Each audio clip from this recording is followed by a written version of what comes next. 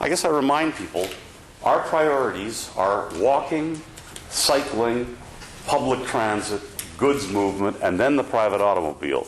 But when it comes to Cambie Street, somehow we lose that priority and we say, no, the priority here is to retain all of the lanes of traffic that we can and to retain parking wherever we can. And I just don't think that treats this in a way that is appropriate. And so I think this is a fairly simple motion.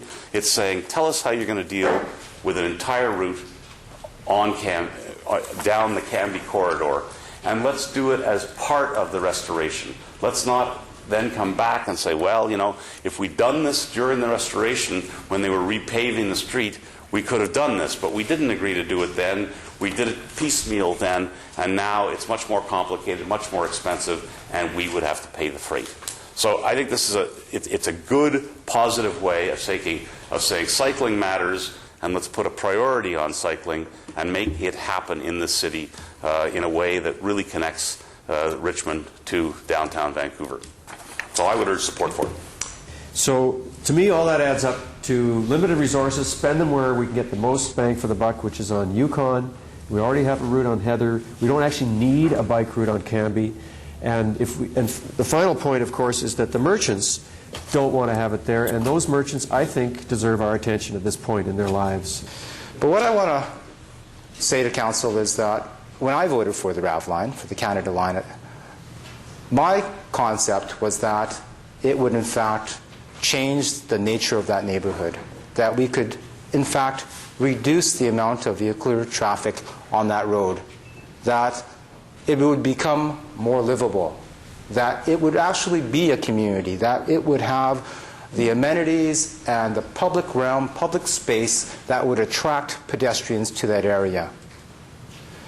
By virtue of Council deciding not to put a bike route on Cambie, it diminishes it somewhat. It doesn't destroy it, but it diminishes that opportunity. And that's why I think a better planned, a holistic plan does make some sense.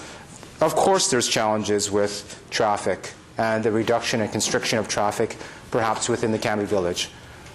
But if we look at some of the areas around our region that provide that type of public realm that I've described, that livable, walkable environment that we all want to have, what does it have? Does it have 4 lanes of traffic? I would say not. You know, you look at a nice shopping district, you look at Dunderave, it's slowed down, it's constricted. You look at, you know, well, Denman's probably not the best example, but it's slowed, it's more pedestrian, it's a single lane of traffic, and there's a ton of people there. That's the kind of city that I'd like to see.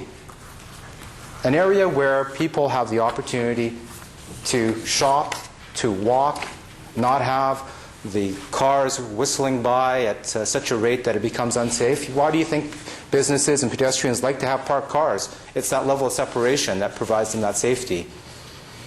The addition of bike routes on Cambie Street, I think, in certain areas will be beneficial to our citizens. And that's why I think that it's important that we at least have another look at this. I don't think it's so simple as being described by either Councillor Ladner or Councillor Anton, that it's just about the money or it's just about the fact that there's 3 routes.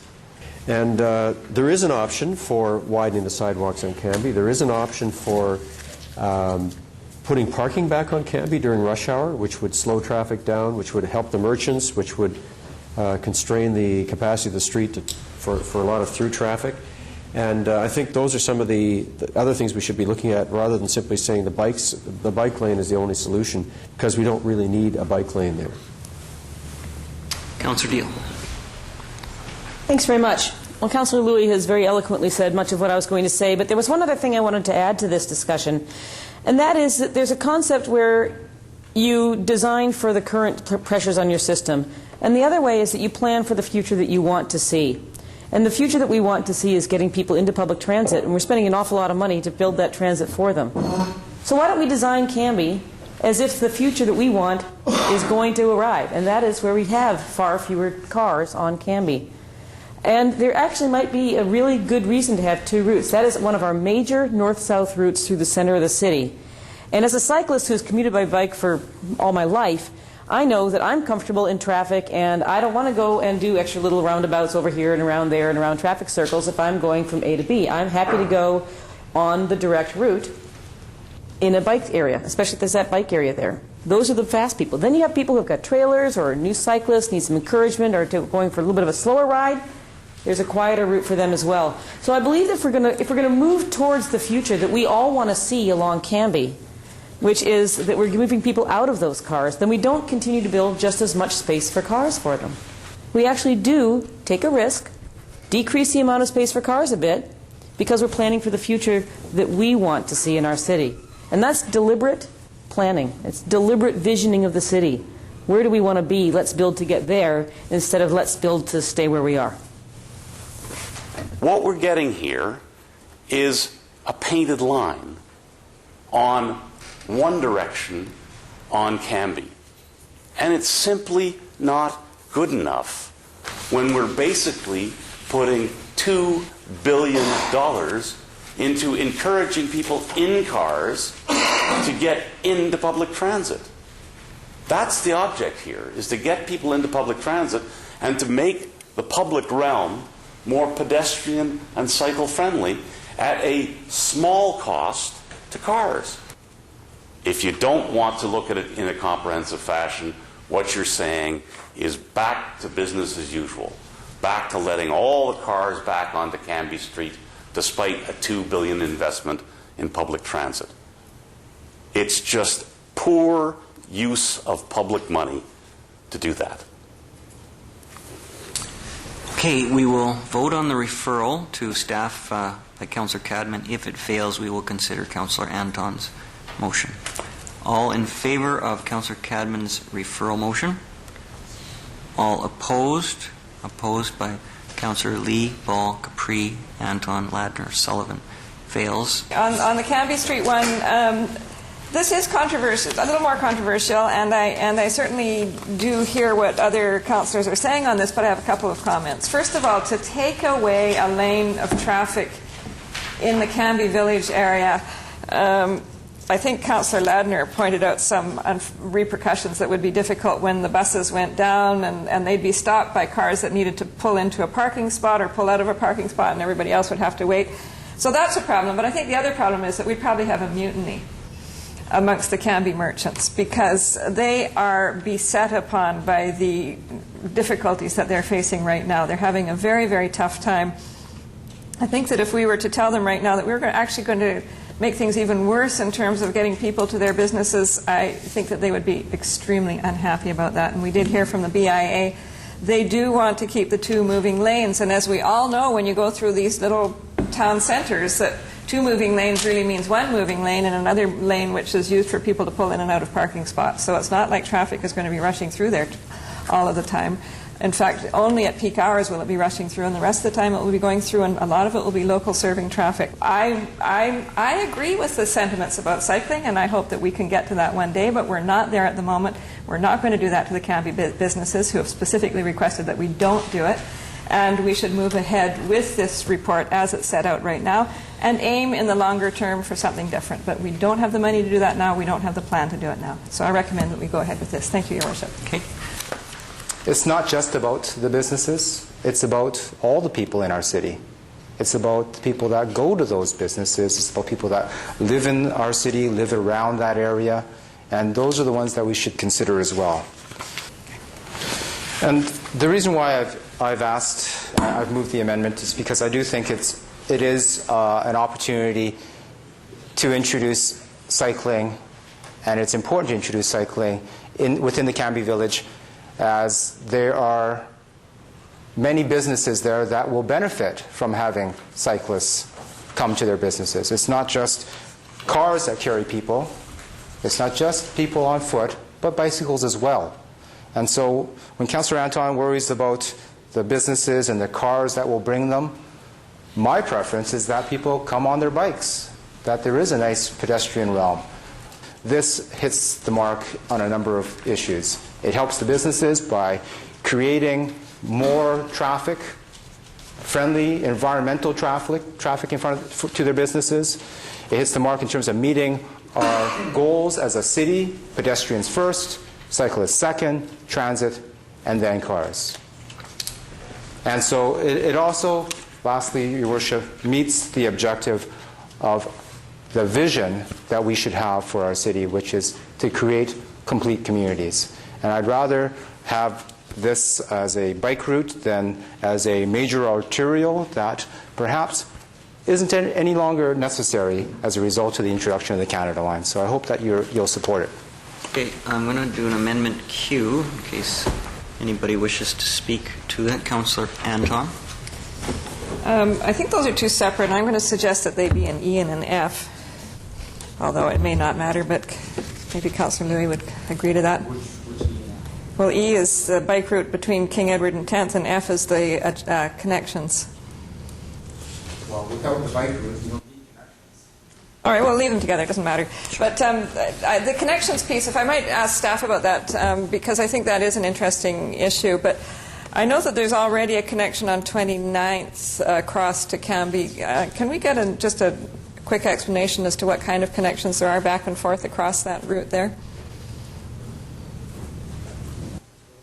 And do you need anything else to... I mean, it seems to me that they're there, but do you need any help with that, or are you on track with connecting everything? I have one, too. For Your Worship, to answer that question, the connections of local street bikeways to some of the major shopping areas, we depend on bicycle-friendly streets. So 29th is one in which we have a developed facility that connects east-west. 10th would be another one. But there are a number of wider rights-of-way and or traffic calm streets where we've put in bulges and or traffic circles, and I would envision that any one of those between Yukon and Heather could be used to service those that are either traveling on either Yukon or Heather, to then be able to come out where they feel comfortable if they happen to know where the exact shop is, if they're headed to a bank or a coffee shop or a restaurant or otherwise. So I'm just not seeing that we really need this motion, because it seems to me that that's something that you're fairly routinely doing anyway as you build these bike routes.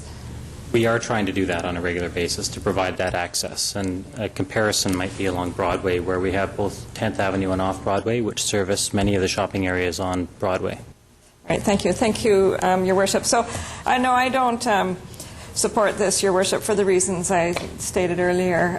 Again, it is something that could be revisited at some point, but now is not the point to do it.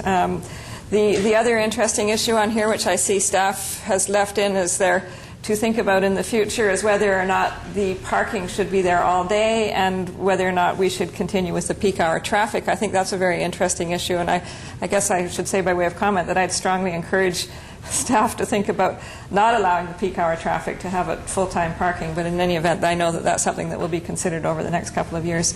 So I'm not in support of this, Your Worship. Okay. Councillor Deal. Thank you.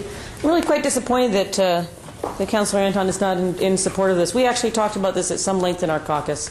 And we went back and forth about going with just the full-on bike lane, the full length, which really is what I want. But we looked at it and we thought about the budgeting and we thought about the work that's been done and the fact that we're getting to paving now. And we thought this is really a good compromise answer. It allows 3 lanes of traffic, 2 in one direction, 1 in the other, 2 lanes of parking and 2 bike lanes through the Cambie Village area, which allows those cyclists who come to me directly and say, hey, I shop on my bike. And you know what? I shop on my bike in my neighborhood too. And if it's easy to get there and it's an easy bike route and there's lots of bike racks there, it makes it a very easy decision to make. Now, we know that Cambie has a lot of local traffic. It doesn't connect up to the bridges at the south end. These are local people. They may start shopping more by bike if it's a comfortable thing to do. And this is a compromise. And it's a very reasonable compromise. And I think it's the right way to go. It is looking towards the future a bit. It is hoping that the Canada Line has the success that we've banked on, literally. And it also is just very reasonable. There's nothing scary about this. There's nothing outrageous about this. It's one of the recommendations that staff said could be done. It wasn't the recommendation, but it was one of the options they put forward for us to consider. And I think we should consider it. I think it's well worth considering.